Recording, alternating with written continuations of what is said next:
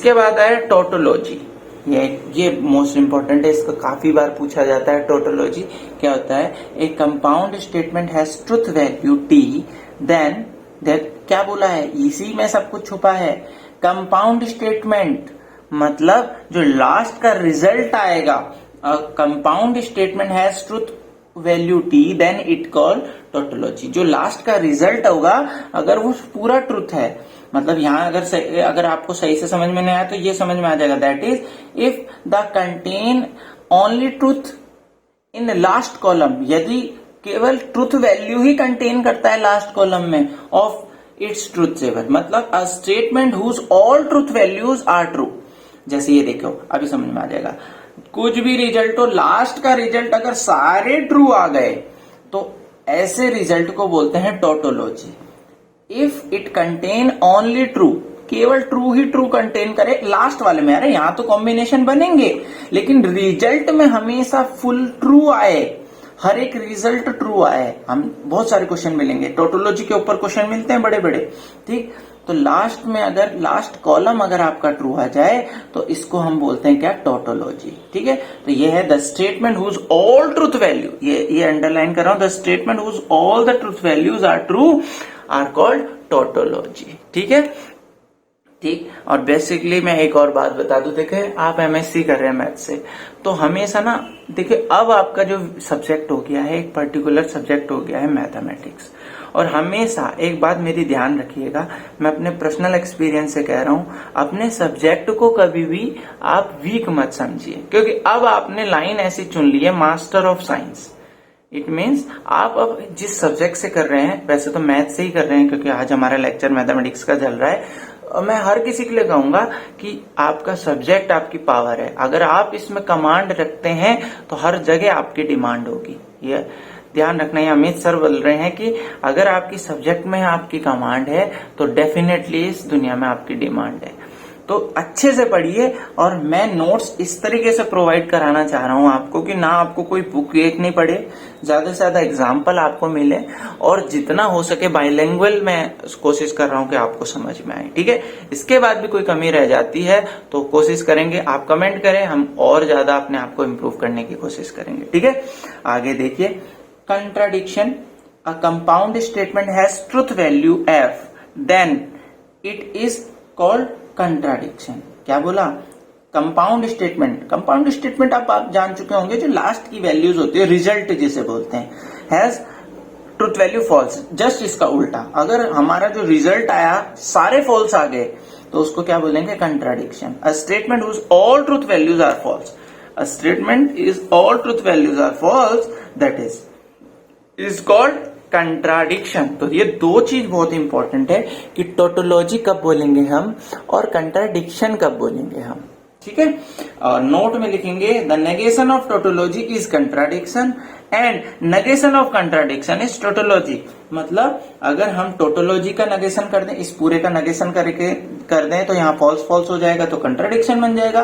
Contradiction का negation कर दें तो यहाँ फॉल्स का ट्रू ट्रू बन जाएगा तो वो टोटोलॉजी बन जाएगा। एक दूसरे के जस्ट विपरीत हैं, ठीक है। आगे देखेंगे लॉजिकल इक्विवेलेंस। तो two compound statement P and Q are said to be logically equivalent if they have same truth values in all। अभी हमने थोड़ी देर पहले पढ़ा था कि कोई कंपाउंड स्टेटमेंट को हम लॉजिकली इक्विवेलेंस कहेंगे जब क्या होगा, दोनों सारी जो उनके रिजल्ट हैं, if they have same truth values in all, जब उनकी सारी ट्रुथ वैल्यूज सेम होगी। देखो हम देखते हैं, prove that P implies Q is equivalent to implication Q join आपका Q। तो देखो ये दो रिजल्ट दिए तो हमने P और Q मान लिए, उसका इम्प्लीकेशन करा, रिजल्ट बनाया। इसी तरह P Q माना, और ये रिजल्ट बनाने के लिए हमें नेगेशन P चाहिए तो नेगेशन P पहले निकाल लिया और ज्वाइंट करा नेगेशन P को Q के साथ, रिजल्ट आया। आप देख रहे होंगे ये रिजल्ट और ये रिजल्ट ट्रू, यहाँ भी ट्रू, सेकंड फॉल्स, यहाँ भी फॉल्स, यहाँ ट्रू, यहाँ ट्रू, यहाँ ट्रू, यहाँ ट्रू। बट आप एक चीज और नोट करेंगे, अभी बताऊंगा उसको, पहले यहाँ देख लीजिए कि दोनों के रिजल्ट, इस वाले का रिजल्ट और इस वाले का रिजल्ट सेम आ रहा है। इट मीन्स आपका ये दोनों क्या है, इक्विवेलेंट हैं, एक दूसरे के समानता है। लेकिन गलती होने के चांसेस क्या है, मेरी बात गौर से सुनिए। जब हम यहाँ true true false false true false true false ये कॉम्बिनेशन, हम जब यहाँ ये कॉम्बिनेशन ले रहे हैं तो प्लीज ये रिक्वेस्ट है आपसे कि इस वाले को बनाने के लिए भी बिल्कुल सेम कॉम्बिनेशन लें। ऐसा ना हो कोई बच्चा यहाँ पर true false true false true false और फॉल्स ट्रू ऐसे उल्टा, मतलब इस कॉम्बिनेशन को ऊपर नीचे कर दिया तो रिजल्ट पे चेंजेस आ जाएगी और फिर बोलेंगे यार ये तो इक्विवेलेंट है नहीं, सर तो गलत बता रहे थे। तो मेरा ये भी रिक्वेस्ट है कि ये जो कॉम्बिनेशन हमने, क्योंकि रिजल्ट इन्हीं से बन रहा है, तो जैसा कॉम्बिनेशन हमने इसके लिए लिया है, इस वाले के लिए P implies Q के लिए, वैसी कॉम्बिनेशन हम इसके लिए भी लेंगे, सेम हेयर।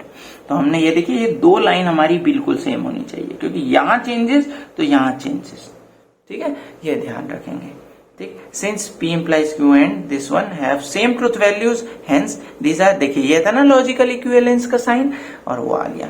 ठीक है, फिर contingency, a statement that can be true or false depending upon the truth values of its proportional variable is called contingency। मतलब कंटीजेंसी क्या होता है कि जब हमारी ट्रूथ वैल्यू मतलब ट्रू या फॉल्स जो है वो डिपेंड करे वो किसी वेरिएबल पे, अभी दिखाएंगे, तो उसको कंटीजेंसी कहते हैं। मतलब देखिए इट्स प्रोपोर्शनल वेरिएबल जो हमारे अंदर उसमें पी क्यू होंगे, उसमें अगर डिपेंड कर दिया कि भाई उसको ऐसा होने से ट्रू आएगा, ऐसा होने से फॉल्स आएगा, डिपेंड करती है किसी पे, तो उसे कंटीजेंसी कहते हैं। इसको ये लिखा है, a statement whose truth values are neither completely true nor completely false. मतलब ये वो वेरिएबल पे डिपेंड हो, जैसे अभी मैंने एक स्टार्टिंग में एक वो एग्जांपल दिखाया था कि 2 - x = 4।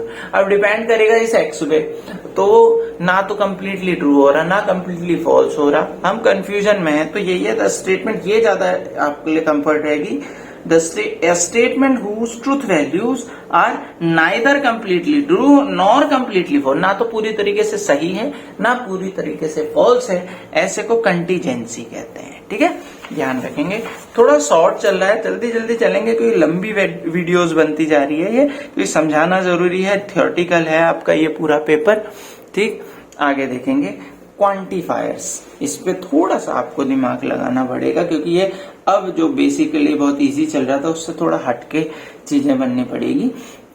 Late A be given set, A कोई हमारा सेट है, a proportional function P X हमारा कोई प्रोपोर्शनल फंक्शन है, एन ओपन स्टेटमेंट का, आपको मैंने पढ़ाया था ओपन स्टेटमेंट, आप आगे से देखेंगे। डिफाइन ऑन ए, जो हमारा पी एक्स है वो ए पे डिफाइन है, इज ट्रू और false for each value of A belongs to A, X belongs to A. मतलब सेट के हर एक वैल्यू के लिए वो पी एक्स डिफाइन करे ट्रू और false, become a statement whenever X belongs to A. मतलब ध्यान से सुनेंगे, दोबारा पढ़ रहा हूं मैं इसको। ए कोई सेट है और पी एक्स हमारा कोई प्रोपोर्शनल फंक्शन है जो डिफाइन हो रहा है उस सेट के हर एक उसमें पॉइंट्स में, हर एक एलिमेंट्स में। क्या कैसे डिफाइन हो रहा है, हर एक एलिमेंट्स में ट्रू और फॉल्स वैल्यू दे रहा है पी एक्स, मतलब एक्स की जगह वैल्यू रख रहे हैं तो आपकी जो क्या बोलते हैं पी एक्स जो प्रोपोर्शनल फंक्शन वैल्यू दे रहा है वो या तो ट्रू दे रहा है या फॉल्स दे रहा है। ठीक, for each value of X belongs to A, तो पी एक्स स्टेटमेंट बन जाएगा, क्योंकि स्टेटमेंट होता क्या है, या तो ट्रू हो या फॉल्स। और हमने कह दिया सेट के हर एक एक्स की वैल्यू पर, एक्स बिलोंग्स टू ए, हर एक वैल्यू पर वो ट्रू या फॉल्स दे रहा है, तो वो स्टेटमेंट बन जाएगा जब कभी एक्स बिलोंग करेगा ए पे। जब एक्स बिलोंग करेगा सेट के हर एक नंबर पे वो ट्रू फॉल्स दे रहा है तो वो स्टेटमेंट बन जाएगा। द वेरिएबल, और जो वो वेरिएबल होगा मतलब जो सेट का एलिमेंट होगा, इज एन ओपन स्टेटमेंट, पहले बोल दिया ओपन सेंटेंस होगा, तो एक्स को हम क्या बोलेंगे, ओपन स्टेटमेंट कहेंगे, and is called free variable, और इसको हम फ्री वेरिएबल भी कहेंगे क्योंकि ये फ्री है, बार बार हम चेंज कर रहे हैं और स्टेटमेंट बना रहे हैं। ठीक, the set A is called domain of P x, क्योंकि हर एक वैल्यू कहां से ली जा रही है, ए से ली जा रही है, तो ए को डोमेन कहेंगे, आपने हिंदी में पढ़ा होगा प्रांत। ठीक है, and the set TP of all element of A for which PX is true is called truth set of PX। मतलब TP क्या है, आप सोचेंगे सर ये TP क्या आ गया, टीपी क्या है, TP is equal to P ऐसा सेट है जिसमें वो एलिमेंट आ रहे हैं सेट के जिसमें हमारी पी एक्स क्या दे रही है, ट्रू वैल्यू दे रही है। देखो मैं इसमें थोड़ा सा आपको इसको समझा देता हूं कि ये है क्या चीज। आप गौर से देखेंगे, हमारा ए कोई सेट है, मैंने बोला इसमें x1, x2, x3, x4 4 element है। देखो बहुत इजी तरीके से समझाएंगे। px, ठीक, अब मैं px मेरा क्या है, एक प्रोपोर्शनल फंक्शन है।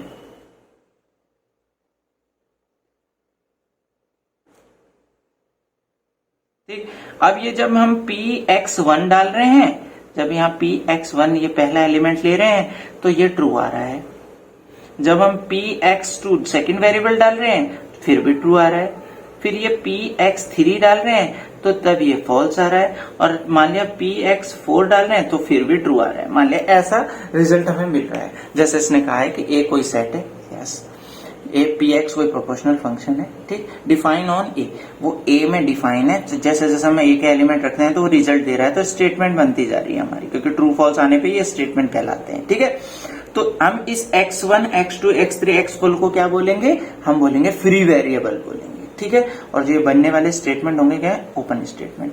ठीक, अब ध्यान रखेंगे इस a को क्या कहेगा, क्योंकि ये डोमेन हो गया px के लिए, क्योंकि यहीं से एलिमेंट इस पे पुट करे जा रहे हैं, तो domain of px and the set TP. अब ये टीपी क्या है, टीपी ऐसा सेट कहलाएगा जिसके अंदर वो वाले एलिमेंट आएंगे a के जिनके लिए ये जो px है वो क्या क्या दे रहा हो, केवल ट्रुथ वैल्यू दे रहा हो। तो कौन कौन से हैं, x1 के लिए ट्रुथ दे रहा, x2 के लिए ट्रुथ दे रहा, x4 के लिए ट्रुथ दे रहा, तो टीपी में केवल ट्रुथ पॉइंट्स आएंगे, ट्रुथ पॉइंट्स। टीपी का मतलब क्या है, ट्रुथ पॉइंट्स।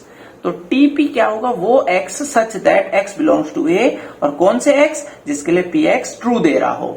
तो इसको इस तरीके से पढ़ेंगे तो अब आपके लिए समझ में आ गया कि देखो 4 बिंदु थे, 4 बिंदु में से जो सारे सेटिस्फाई कर रहे हैं सबके लिए अपना अपना वैल्यू आ रही, लेकिन टीपी में केवल वो आएंगे जिनकी वैल्यूज ट्रू ट्रू आ रही होगी।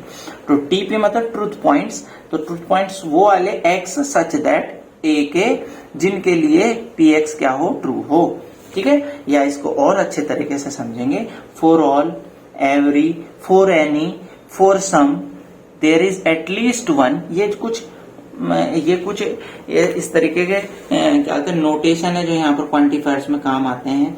For all, every, for any, for some, there is at least one, etcetera etcetera, such type of phrases. ये कुछ टाइप के फ्रेजेस हैं जो occurs quite often in mathematical statement, जो काफी बार देखे जाते हैं किसमें, स्टेटमेंट में। और जहां भी ये फ्रेज होंगे वहां क्या होगा, quantifiers. These phrase are called quantifiers. ठीक, तो जैसे फॉर ऑल एक्स या एवरी एक्स या for any value of X या for some value of X या at least one value of X become a statement true. इस तरीके के जहां भी स्टेटमेंट ये चीजें दिखेंगी आपको, वहां क्या होगा, वो फ्रेजेस जहां मिलेगी तो वो क्वांटिफायर्स कहलाएगा। ठीक है, बहुत इजीली समझा रहे हैं। ठीक, आगे चलते हैं। Type of quantifiers, there are 2 types of quantifiers. ठीक, फर्स्ट वन यूनिवर्सल क्वांटिफायर्स, बहुत इजी है, आप समझेंगे। लेट px भी प्रोपोर्शनल फंक्शन, मान ली वही अभी पढ़ाया था मैंने, px कोई प्रोपोर्शनल फंक्शन है, define on a set, set पे डिफाइन है बिल्कुल अभी पिछले तरह से। Consider a expression for every x belongs to a, px is true. ठीक, यूनिवर्सल, अभी देखना, for every, universal for every, relation देखो, यूनिवर्सल मतलब हर जगह, इसीलिए लिखा है फॉर एवरी। तो जब देखो क्वांटिफायर्स मैंने बताया था, for every, for all, some, at least one, ये सब क्वांटिफायर्स में आएंगे, पर उन क्वांटिफायर्स को थोड़ा थोड़ा अलग कर दिया। तो जिसमें फॉर एवरी वाला यूज होगा, जैसे फॉर ऑल यूज होगा, for all x belongs to A, px true, मतलब x की हर एक वैल्यू के लिए px ट्रू आ रहा, तो ऐसा वाला कहलाएगा यार हर जगह ट्रू आ रहा है, ये तो हम हर जगह के लिए है, हर जगह के लिए वैलिड है। तो ये यूनिवर्सल कहलाता है। जैसे आपको बोला ना, जैसे पाइथागोरस थ्योरम लगा लीजिए आप, जब भी 90 डिग्री का होगा कभी भी लगा लीजिए, कहीं से भी लगा लीजिए, या जैसे हम क्वाड्रेटिक फॉर्मूला यूज करते हैं कि कोई भी दो घात की समीकरण मिले तो वहां लगा लीजिए, तो वो यूनिवर्सल लॉ हो जाता है। तो ऐसे फॉर ऑल एक्स की हर एक वैल्यू के लिए पी एक्स ट्रू है, तो हर एक मतलब फॉर एवरी या फॉर ऑल ऐसा यूज होगा, तो यूनिवर्सल क्वांटिफायर्स कहते हैं उनको। ठीक है, तो universal quantifiers is denoted by this one. इसको आप पढ़ते भी होंगे मैथ्स में, फॉर एवरी या for all. It is read as for every, for all. ठीक, इसको ये वाला साइन तो याद होगा यार, मैथ्स पढ़ के आए और ये साइन ना देखा हुआ ऐसा हो ही नहीं सकता है। For example, the function P x x plus 2 is greater than 2 over n has universal quantifiers। अब देखो कैसे, as the function is true for all every natural number। इसको समझेंगे क्या कह रहा है ये, वो कह रहा है द फंक्शन दिस वन, ये नेचुरल नंबर x की जगह कुछ भी रख लो, ये हमेशा ट्रू है। आप देखिए 1 रखेंगे 2 + 1 is greater than 2, यस। 2 रखेंगे x की जगह, because you know that natural number is 1 2 3 4, तो 2 रखा 2 + 2 इज ग्रेटर देन 2, यस। 3 रखा 3 + 2 5 इज ग्रेटर देन 2, यस। तो हर एक वैल्यूज के लिए for every value of natural number this become a true, तो that's why it is called a universal quantifiers. ठीक है, तो यूनिवर्सल समझ के होंगे, इन दो चीजों का यूज होता है क्या, यूनिवर्सल के लिए। ठीक है, आगे एक्जिस्टेंशियल क्वांटिफायर्स। तो existential quantifiers of a proportional function px is a statement there exists a value of x। अब यहाँ there exists a value of x for which px is true। there exists वहां उपस्थित हो x की ऐसी value जिसके लिए px। अब ये थोड़ा सा हमें विनती करनी पड़ती है कि काश वहां ऐसी वैल्यू हो जिसके लिए px ट्रू हो। It is denoted by this one, आप इसे भी जानते होंगे उल्टे ई को, जैसे हम there exist x belongs to A, ऐसा x मौजूद होगा a पे जिसके लिए px ट्रू हो रहा होगा। तो अब हमें एक होप होती है कि काश ऐसा x हो, तो ऐसे को कहते हैं existential quantifiers. Existential quantifiers are denoted by that one which read as there exist या फॉर सम वैल्यू या एटलीस्ट वन, बोलते हैं ना यार कम से कम एक वैल्यू हो या कुछ वैल्यू हो या एक या एक से ज्यादा हो, मतलब हम कंडीशन लगाते हैं कि यार कुछ वैल्यू हो जाए, तो एग्जिस्टेंस का मतलब हम आस करते हैं। ठीक, बट यहां पर क्या है, सारी की सारी। तो बहुत आसान था, क्वांटिफायर्स में सारे आते हैं, लेकिन जब हम उनको डिवाइड करते हैं 2 पार्ट्स में, तो एक यूनिवर्सल होता है जिसमें फॉर एवरी फॉर ऑल आते हैं, एक एग्जिस्टेंशियल होता है जिसमें देयर एग्जिस्ट वन वैल्यू या सम वैल्यूज या फॉर सम या एटलीस्ट वन वैल्यूज आती हैं। ठीक है, आगे देखेंगे। जैसे ये था px हमारा एक पॉलिनोमियल फंक्शन दे दिया, या प्रोपोर्शनल फंक्शन कह सकते हैं, x + 1 is less then 5। It is existential quantifiers. क्यों, देखो x + 1 इज लेस देन 5 और x belongs to natural number. हम नेचुरल नंबर 1 रखा, 1 + 1 ठीक है, 2 आ गया, 5 से छोटा है। 2 रखा 2 + 1 ठीक है, 3 रखा 3 + 1 4, ये भी ठीक है। पर 5 रखा 5 + 1 6, ये तो नहीं होता।